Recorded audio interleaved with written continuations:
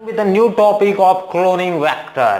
तो cloning vector क्या होता है, क्लोनिंग वेक्टर कितने टाइप के होती हैं, क्लोनिंग वेक्टर कैसे बनते हैं, क्लोनिंग वेक्टर की क्या खासियत होती है, क्लोनिंग वेक्टर कैसे चीजों को ट्रांसफर करते हैं, हम ये सारी की सारी चीजें इसी लेक्चर में देखेंगे। तो आप सभी का स्वागत है। चलिए तो स्टार्ट करते हैं पहले ही वर्ड से, क्लोनिंग वेक्टर के नाम से। ये तो क्लोनिंग वेक्टर क्या होता है, क्लोनिंग वेक्टर ऐसे वेक्टर्स होते हैं या फिर ऐसा एक पाथ होता है, एक ऐसा इंटरवल बोल सकते हो जो कि फॉरेन डीएनए को कैरी करेगा और किसी होस्ट ऑर्गेनिज्म तक पहुंचाएगा। पहुंचाने के बाद वहां रिप्लिकेट करने में भी मदद करेगा और ये सारा का काम आता है क्लोनिंग वेक्टर का। तो क्लोनिंग वेक्टर फर्दर कितने टाइप के होते हैं, तो क्लोनिंग वेक्टर्स भी अपने डिफरेंट केसेस, डिफरेंट यूजेस के हिसाब से बहुत ज्यादा लार्ज वेराइटीज में डिफर किए गए। तो उसी में से हम कुछ इंपॉर्टेंस कवर करेंगे जो हमारे कोर्स में है और जो एग्जाम पॉइंट ऑफ व्यू से इंपॉर्टेंट है और जो ऑल ओवर वर्ल्ड में फेमस है। तो चलिए स्टार्ट करते हैं पहले ही वेक्टर से, जो कि एक टाइप का बेस्ट क्लोनिंग वेक्टर माना जाता है इन सभी में से, प्लाज्मिड। प्लाज्मिड क्या होता है, प्लाज्मिड एक टाइप का क्लोनिंग वेक्टर होता है। अगर बेसिकली बोला जाए तो एक टाइप का ये ऑटोनोमिकली रिप्लिकेटिंग क्लोनिंग वेक्टर होता है। रिप्लिकेटिंग क्लोनिंग वेक्टर मतलब इसकी रिप्लिकेशन प्रॉपर्टी, रिप्लिकेशन प्रॉपर्टी दूसरे के मुकाबले बहुत ज्यादा होती है प्लाज्मिक क्लोनिंग वेक्टर की।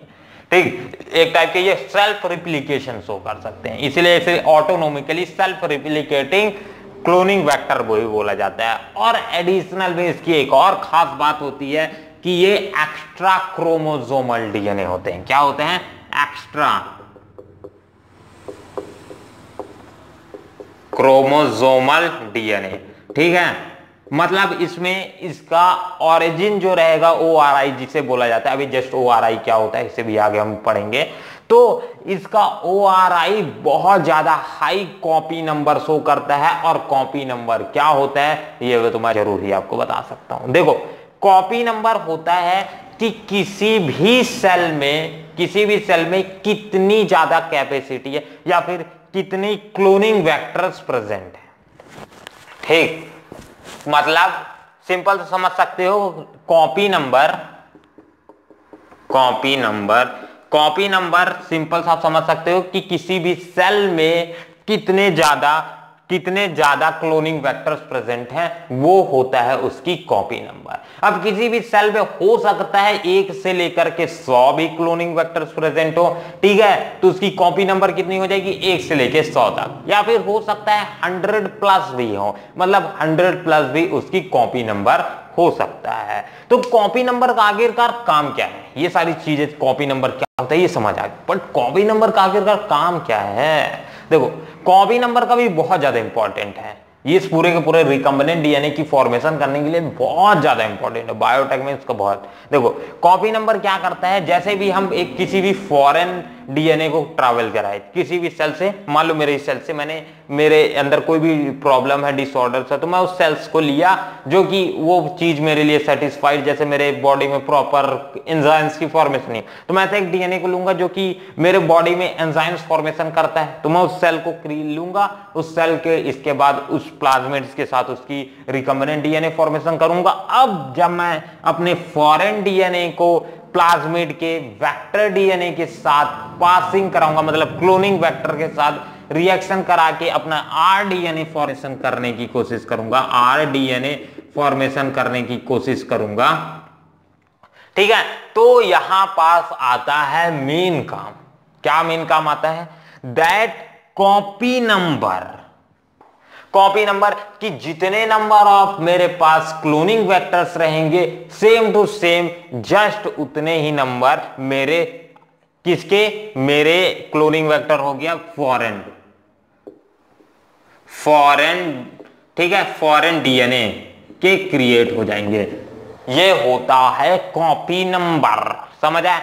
तो कॉपी नंबर क्या होता है कि ये कॉपी नंबर का क्या यूज है, कॉपी नंबर का यूज है कि हम फॉरेन डीएनए की कॉपी या फिर उसके नंबर्स को भी इंक्रीज कर सकते हैं। अगर अपने को फर्दर कोई भी ऐसा इंडिविजुअल है जिसका बहुत ज्यादा, ठीक है, रिप्लिकेशन चाहिए, फास्ट चाहिए, एडिशनल में मुझे इसकी कॉपी नंबर बहुत ज्यादा चाहिए, तो मैं ऐसे कोई भी क्लोनिंग वेक्टर को खोजूंगा जिसकी रिप्लिकेटिंग प्रॉपर्टी बहुत ज्यादा हाई हो और दूसरा प्लस में ऐसा वो हो जो जिसका ORI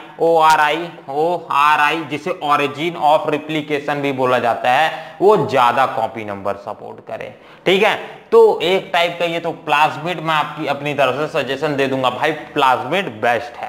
ठीक, बात करते हैं अपने नेक्स्ट क्लोनिंग वेक्टर की तरफ जो है बैक्टीरियोफेजेस। वीडियो तो क्लियर है ना, let me check, video clear है पर थोड़ा सा और क्लियर, चलो ठीक है, सही है। नेक्स्ट स्टार्ट करते हैं इसी में बैक्टीरियोफेजेस। बैक्टीरियोफेजेस क्या होते हैं? बैक्टीरियोफेजेस भी एक टाइप के क्लोनिंग वेक्टर्स ही होते हैं, बट ये एक टाइप से बोल सकते हो कि बहुत ज्यादा हाई लेवल के क्लोनिंग वेक्टर, मतलब क्या एक्यूरेट लेवल के क्लोनिंग वेक्टर, इनको आप सिंपली बोल सकते हो। मतलब अगर और आसान भाषा में बोले जाए तो वायरस इन्फेक्टनेस, वायरस एक टाइप के वायरस इन्फेक्टिंग बैक्टीरियाज होते हैं। क्या होते हैं? Virus INFECTI infecting bacteria.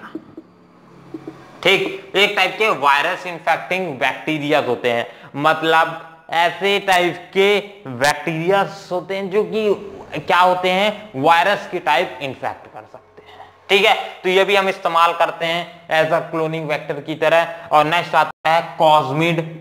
Cosmid भी एक टाइप का क्लोनिंग वेक्टर है। ठीक है, सारे के सारे जो बात करेंगे भाई सभी क्लोनिंग वेक्टर, नहीं तो बात क्यों करते हैं हम इस टॉपिक में। ठीक, तो कॉस्मिड भी एक टाइप का क्लोनिंग वेक्टर है, बट इसे हाइब्रिड क्लोनिंग वेक्टर भी बोला जाता है। Hybrid, HYBRID, hybrid cloning vector of किसका? प्लाज्मिड। ठीक है, प्लाज्मिड का हाइब्रिड क्लोनिंग वेक्टर होता है, मतलब प्लाज्मिड का हाइब्रिड फॉर्म क्या होता है? कॉस्मिड होता है। ठीक है, मतलब और ज्यादा एक्यूरेट फॉर्म हम बोल सकते हैं कॉस्मिड होता है। तो इसे बेसिकली प्लाज्मिड से ही क्रिएट कर जाता है, बट इसका हाइब्रिड फॉर्म होता है, मतलब और एक्यूरेट फॉर्म या फिर एडवांस फॉर्म भी बोल सकते हो। तो इसके बाद बात करते हैं, तो इसका भी जो प्रॉपर्टी है, इस प्लाज्मिड का जो प्रॉपर्टी है वो कॉस्मिड का भी वही प्रॉपर्टी रहेगा। तो ठीक, तो उसके बाद में ज्यादा डिस्कस करने की जरूरत नहीं है। नेक्स्ट स्टार्ट करते हैं TI प्लाज्मिड। भाई नाम बार बार प्लाज्मिड भाई इंपॉर्टेंट है प्लाज्मिड। देखो TI प्लाज्मिड क्या होता है? Tumorous inducing plasmids are said to be TI। T का मतलब होता है ट्यूमरस और I का मतलब इंड्यूसिंग। तो ट्यूमरस इंड्यूसिंग प्लाज्मिड्स को हम TI प्लाज्मिड या फिर इसे TDNA भी बोला जाता है। ठीक है, TDNA। अब ये क्या है? TI प्लाज्मिड क्या है? देखो TI प्लाज्मिड एक टाइप का क्लोनिंग वेक्टर्स है जो कि हम सिर्फ और सिर्फ प्लांट्स के केस में इस्तेमाल करते हैं। अभी ये जो सारे के सारे बात किया, ये किसी भी एनिमल के केस में बात किया जा सकता है, किसी भी बैक्टीरिया के केसेस के लिए बात किया जा सकता है, या फिर ह्यूमंस पे अप्लाइड किया जा सकता है। पर TI प्लाज्मिड स्पेसिफिकली प्लांट्स के लिए बनाया गया है। ठीक, TI प्लाज्मिड एक टाइप का TDNA भी बोला जाता है। ठीक, और ये एक टाइप का ट्यूमरस इंड्यूसिंग प्लाज्मिड होता है। मतलब इसका काम क्या है? सिंपल सा काम समझो, ये एक नॉर्मल सेल को ट्यूमरस सेल में कवर कर देता है। मतलब एक नॉर्मल प्लांट सेल को क्या कर देता है? कन्वर्ट कर देता है ट्यूमरस सेल्स में। ट्यूमरस सेल्स कैसे सेल्स होते हैं? एक टाइप के कैंसरस सेल टाइप के होते हैं, मतलब उनका जल्दी जल्दी ग्रोथ होगा। ठीक है, जल्दी जल्दी ग्रोथ होगा, मतलब जो चीज की उनके फॉर्मेशन करना है वो प्लांट के बॉडी में, तो वो क्या होगा? वो चीज फॉर्मेशन होगी। ठीक, तो ये टाइप का नेचुरल जेनेटिक इंजीनियरिंग की तरह भी, नेचुरल जेनेटिक इंजीनियर की तरह भी काम करता है। अब नेचुरल जेनेटिक इंजीनियर की तरह कैसे काम करता है ये बात आता है। देखो नेचुरल जेनेटिक इंजीनियर की तरह कुछ इस तरह का, देखो जब ये TI प्लाज्मिड मतलब ट्यूमरस इंड्यूसिंग प्लाज्मिड और TDNA ये किसी सेल पे अटैक करता है वहां बहुत तेजी से रिप्लिकेट होना चालू हो जाता है, और बहुत तेजी से रिप्लिकेट होने के कारण वहां के सेल नंबर को यानी नॉर्मल सेल को भी ट्यूमरस सेल में कवर कर देता है। तो सेल की ग्रोथ क्या होती है, बहुत ज्यादा तेजी हो जाती है। ठीक है, सेल की ग्रोथ हो जाने के कारण जो पैथोजन या फिर जो भी चीज उस प्लांट को इन्फेक्ट कर रहे होते हैं वो उस पैथोजेंस के अगेंस्ट में अपने प्लांट बॉडी खुद एंटीबॉडी क्रिएट कर लेगी। एंटीबॉडी मतलब जो ऐसी बॉडी जो खुद को किसी भी वायरस से या फिर कोई भी प्लांट से बना कोई भी डिसीज से बचा सके, उसे एंटीबॉडी बोला जाता है। तो ये प्लांट भी कुछ ऐसी टाइप्स के एंजाइम्स या फिर कुछ ऐसी टाइप्स की चीजें जिसे एंटीबॉडी सिंपली बोल सकते हो क्रिएट कर लेगा, और जो कि उस पैथोजेंस को किल कर देगा या फिर उसमें क्या उसके वर्क को रोक देगा। ठीक, तो ये होता है जैसे कि जेनेटिक इंजीनियर्ड क्रॉप आता है कई ठोक। ठीक, तो उसकी वैरायटी क्या होती है, बहुत ज्यादा हाई रहती है। तो ये हम बात करेंगे नेक्स्ट टॉपिक में, जब हम इसी के बाद स्टार्ट करेंगे एप्लीकेशंस ऑफ बायोटेक्नोलॉजी।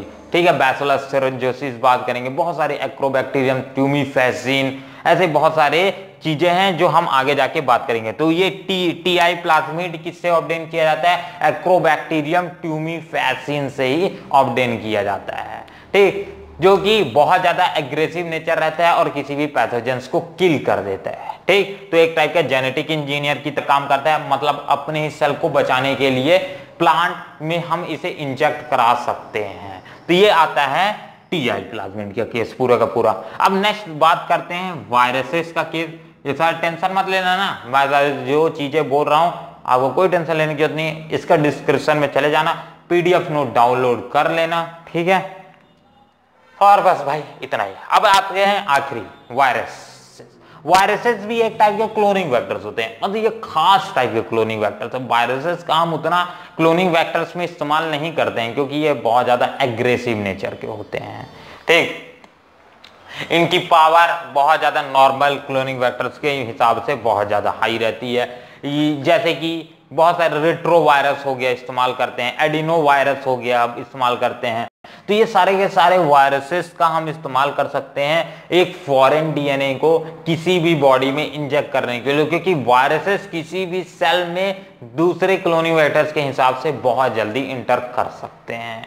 ठीक है, तो ये कुछ वायरसेस का भी इस्तेमाल किया जाता है एज अ क्लोनिंग वेक्टर। तो आई थिंक सो सारे के सारे टॉपिक्स आपके क्लोनिंग वेक्टर के रिस्पेक्ट में क्लियर हैं। कोई भी इनमें से डाउट है तो जरूर हमें प्लीज कमेंट कीजिएगा, तो एक बार इसका स्क्रीनशॉट हो जाए कंप्लीट।